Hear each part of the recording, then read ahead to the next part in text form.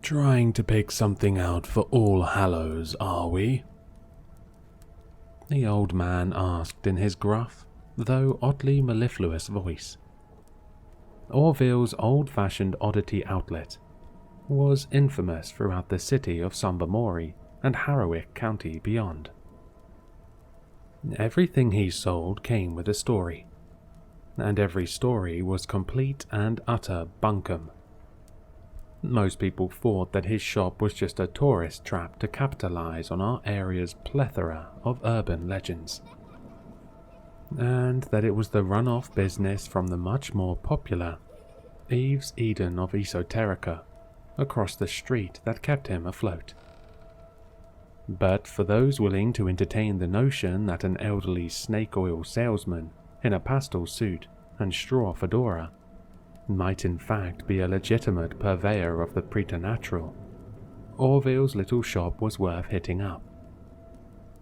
I had ventured in there in the hopes of finding something that might gain me admittance to an upscale Halloween party that I was most definitely not invited to, and a wall filled with gorgeous masquerade masks had stolen my attention.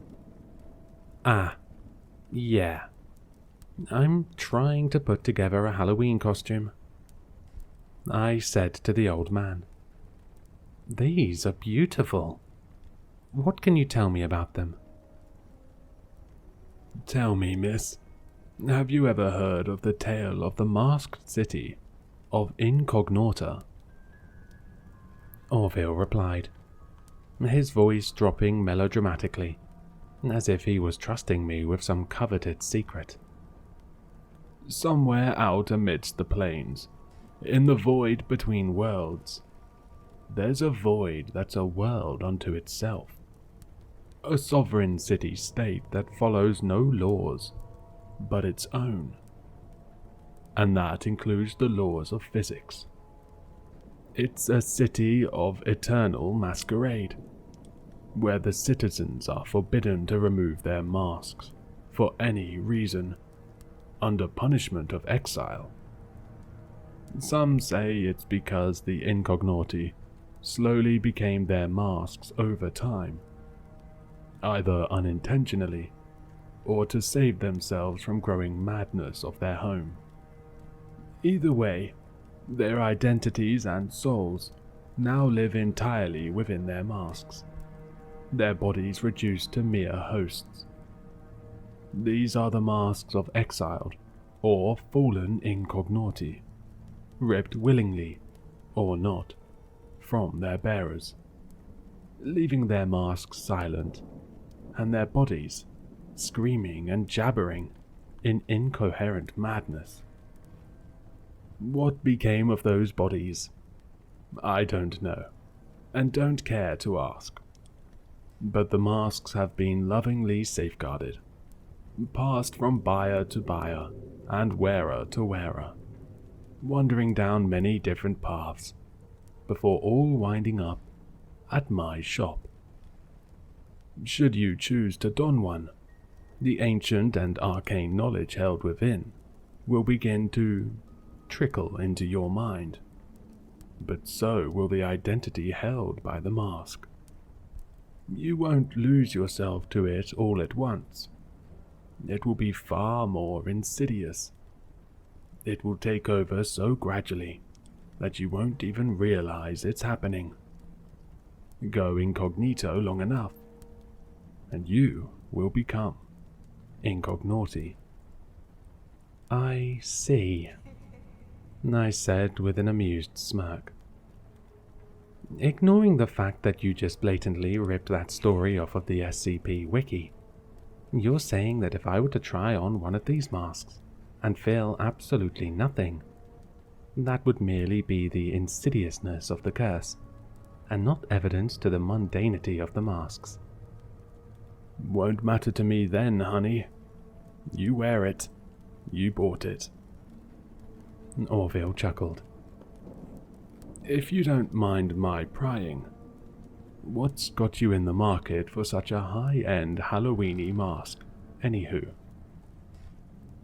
I was hoping to get into Seneca Chamberlain's Halloween party, I admitted with some hesitation.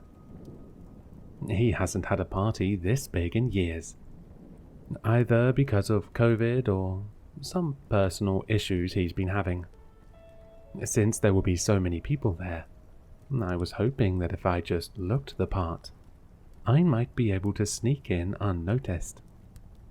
I'm not going to steal anything or hurt anyone or blow anything up. I just want to crash the party. Pendragon Manor is the stuff of legends. I'd love to see it from the inside, especially on Halloween. Crash Seneca's big Halloween bash? Yeah, I can get behind that. Orville chuckled. None of these masks will do the trick for you, though. Not if I know Seneca's security. Which, incidentally, I do.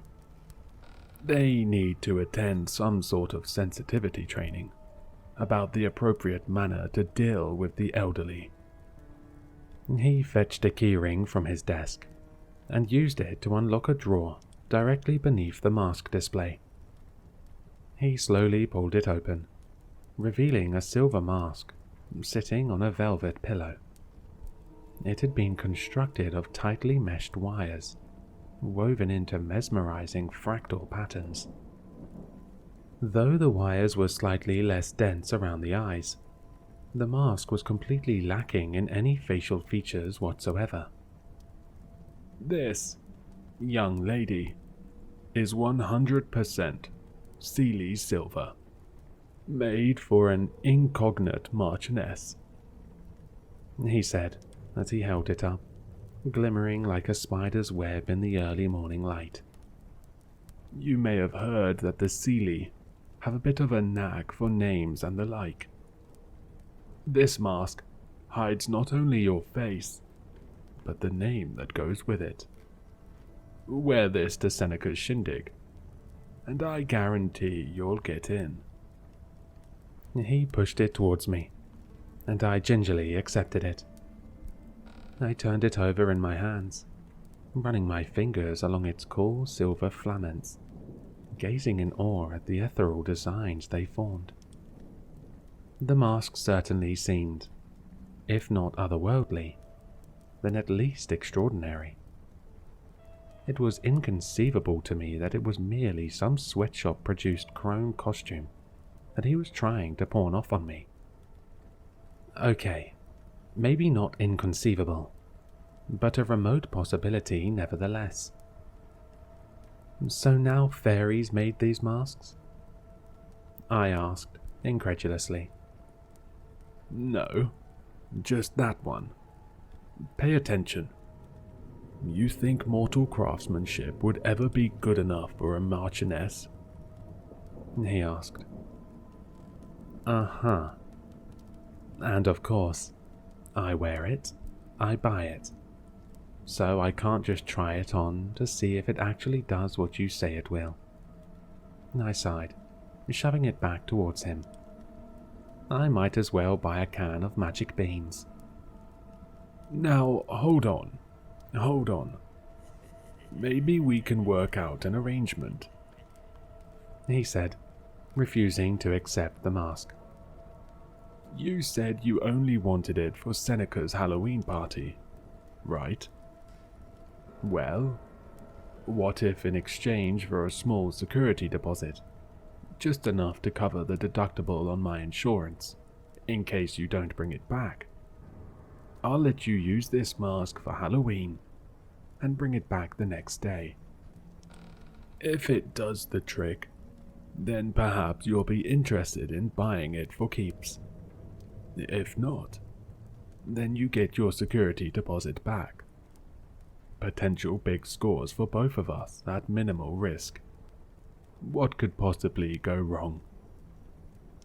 I paused, pulling the mask back as I considered the offer. Magic or not, It was absolutely stunning, and probably my only hope of getting into the party. "Just a small safety deposit?" I asked. "I'll even throw in those magic beans to sweeten the deal," he said, his wide grin revealing fillings made with the same Sealy silver as the mask. $1,000 safety deposit for a Halloween mask. I must be out of my mind, I murmured to myself as I drove up the winding terrace that encircled Pendragon Hill. It wasn't really that outrageous of a sum, considering how much I had spent on my hair, gown, jewelry, which included a tiara, and shoes. All told, I'd spent an awful lot of money on a party I wasn't even invited to. The only traditional expense I had foregone was makeup, since if the mask worked as advertised, I wouldn't be able to take it off. As I approached the top of the hill, I could hear the faint sound of live music, and I saw the fancy cars lined up at the titanium gates as a stout little valet checked to make sure they were on the list. I quickly grabbed my mask and fastened it to my head. It didn't really impair my vision that much, but it certainly wasn't anything I had wanted to wear while driving up a hill where one wrong turn would mean disaster. As I pulled up to the valet, he glared down at me and my vehicle with palpable contempt. "Are you on the list?" he asked impatiently, looking like he was just waiting for an official reason to call security. "I don't need to be on the list, Woodbead," I replied with an indignance that took me off guard. I hadn't the slightest idea where the name Woodbead had come from. To my surprise and relief, a look of sudden regret washed across the valet's face. "Yes, of course. My apologies. I didn't recognize you in your marvelous new vessel," he said. "Welcome to Pendragon Manor. Please, enjoy the party." "Thank you," I said, smiling mischievously beneath my mask as I pulled into the motor court.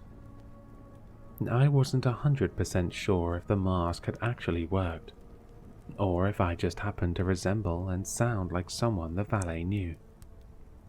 And at that point, I honestly didn't care.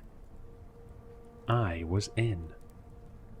I felt like I was in a fairy tale as I hoisted up the skirts of my gown to ascend the tapering staircase into Chamberlain's mansion, passing through the front foyer with nary a glance and straight into the majestic ballroom. The floor was covered in mosaics of gleaming marble tiles, lit by crystal chandeliers hanging from a ceiling embellished with Renaissance-style frescoes. Guests in elegant evening wear and masquerade masks danced to classical music from a small chamber orchestra performing on a stage at the opposite end of the ballroom. Portraits and statues lined the walls.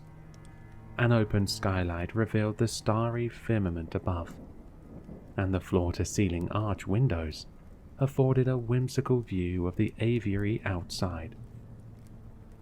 As starstruck as I was by the venue, I still managed to spot Chamberlain mingling with the other guests almost immediately.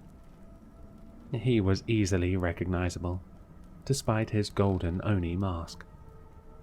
Tall and slender, in a three-piece crimson suit and top hat. I saw him cock his head slightly when he noted my presence, excusing himself from his other guests to come and say hello. It had originally been my plan to avoid him as much as possible, but as he approached, I was inexplicably free of any fear that he was coming to confront me for attending his party uninvited. "Come to hold me to my standing invitation, I see," he asked wryly. I would have come sooner, if I had any legs to stand on, I replied, before I even knew what I was saying. Is Crowley here? I'd love to say hello. Lamentably, he was unable to attend this evening. Something came up in Adderwood that he needed to see to, he said, as if I had the slightest idea of what he was talking about. Oh, really? What about the noir woman I've heard about? Is she there as well? I asked, uttering yet another name that meant nothing to me. It was her idea, as far as I can tell. He shrugged. So, then there's no one over your head here tonight? I asked. No one who might object if you took an old friend down to the old tunnels beneath your wine cellar. And here I had hoped that you'd simply come to take advantage of my hospitality. Chamberlain laughed. But if you're looking to make a discreet exit from Sumbermory, I believe I can arrange that. After the party, however. I'm not about to abandon all my guests when they've been so looking forward to seeing me again. I suggest enjoying yourself until then. If not for you, then for your chauffeur. It's the least you could do, making her bring you all this way. I laughed, though I don't know why, and Seneca left to attend his other guests. For the next few hours, I mingled with my fellow revelers. A few of them I knew by reputation, but most of Chamberlain's friends fell under the category of reclusive, eccentric millionaires, and I had never seen or heard of any of them. None of them ever suspected that I didn't belong there, in no small part, because I always seemed to know exactly what to say. Unfamiliar words and foreign names dropped from my mouth quite regularly, their meaning known only to their recipients. It became increasingly hard to deny that it wasn't me who was speaking, but the mask that was speaking through me. While this admittedly made me uneasy, it wasn't enough to make me want to take the mask off. After all, hadn't this been exactly what I had wanted it for? It gave me the identity I needed to get into the party, and of course, that identity had come with some baggage of its own. It wasn't actually controlling me or taking over me, I thought. Throughout the night I had been able to take sips of cocktails or bites of hors d'oeuvres, Mandalorian style, lifting up the mask just enough to slip something into my mouth, and I felt no resistance from the mask when I did this. I remained convinced that I remained in full control of my actions and could take the mask off any time I wanted. It wasn't until the hour neared midnight that something went amiss. The sound of a struggle drew my and everyone else's attention towards the door to the foyer, revealing an unwelcome latecomer. He was tall, spindly, and shabbily dressed in a faded and tattered orange suit. His jack-o'-lantern eye mask was clearly a cheap mass-market costume piece, marking him as painfully out of place amongst such a high-couture crowd. We all would have been wondering why they had even let him in, were it not for the several security guards who were frantically trying to pull him back. Despite his slight frame, the man seemed to possess an inordinate strength, and continued his advance through the ballroom with very little difficulty. "Where is it? Where is it?" he shouted in a raspy, nearly inhuman-sounding voice. "The old man said it would be here." One of the security guards tasered him, and he didn't even flinch. He just batted the weapon away with a casual backhand, craning his long neck across the sea of masks, as if trying to find one in particular. And then he stopped when his gaze fell upon me. Effortlessly tossing off the security guards who had barely even managed to slow him down in the first place, he burst into a sprint as he dashed toward me. I started running too, of course, but instead of running outside, as I logically should have, I ran into the kitchen. Despite having never been in that room before, I went straight for a door that ended up leading down into a wine cellar. It occurred to me that maybe I was there to hide, or use the wine bottles as weapons. But I didn't stop.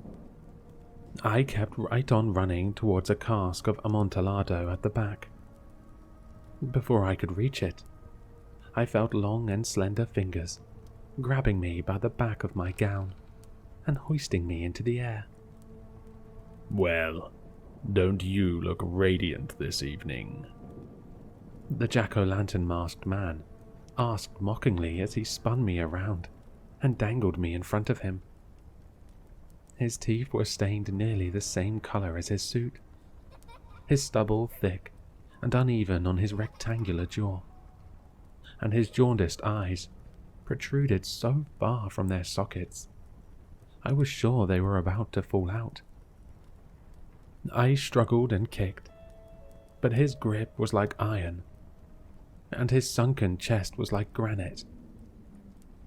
Thought you could escape our collection by running off through the Kanakali.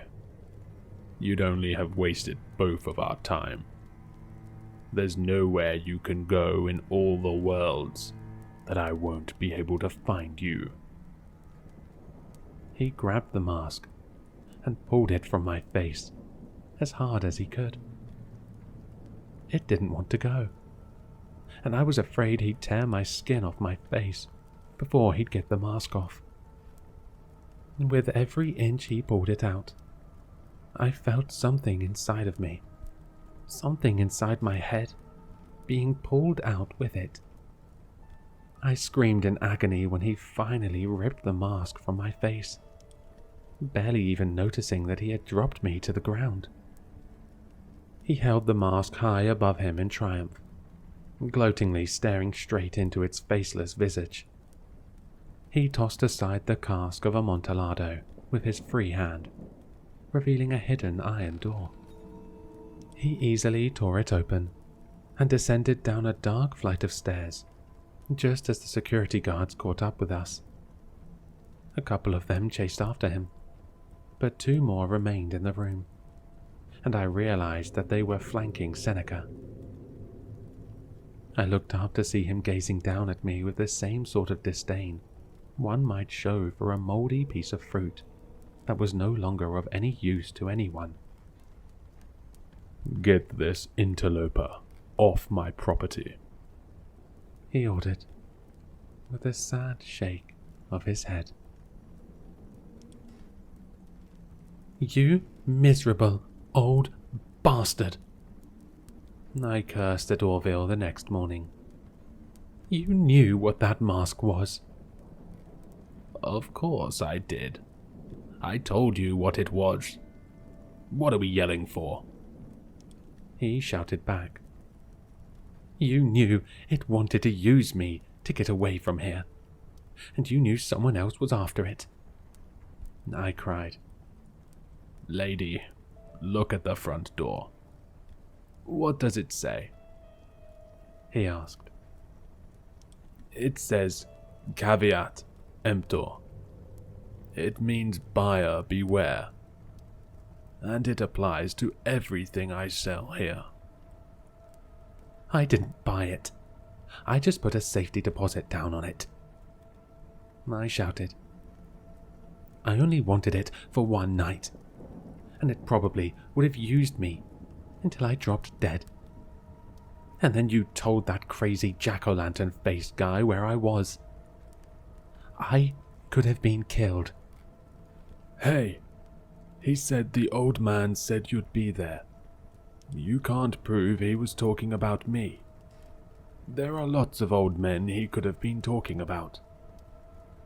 Orville insisted, but then let out an uneasy sigh. Look, I'm sorry. What do you want from me? I want my safety deposit back, I told him. Absolutely out of the question. No return, no deposit. Them's the bricks. He shouted.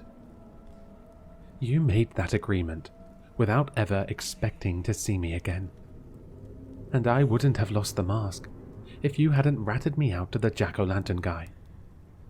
That's maleficence, and it voids our agreement, I said. Maleficence? Maleficence? Of all the dirty, rotten, underhanded things I've been accused of over the years, no one's ever accused me of maleficence, he claimed. I admit to no wrongdoing, and since returning your deposit would now be a tacit admission of guilt, I ain't giving it back. However, in the interest of de-escalation, I'd be willing to let you take $1,000 worth of clearance merchandise out of here, before taxes and fees, and service charges. The only thing you have on clearance are more of those magic beans, and the jar you gave me was expired, I shouted. Not expired. Past their before date. Orville corrected me. You can still use them. They just... well, let's just say I'd recommend planting them, rather than eating them. Better they be coming up through your backyard, than out your back door, if you catch my meaning.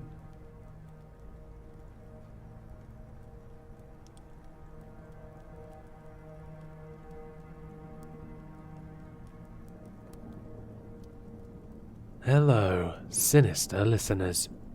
If you've enjoyed this story, then you'll find all the author's information in the description below. For more content, be sure to like, comment, and subscribe to succumb to the sinister.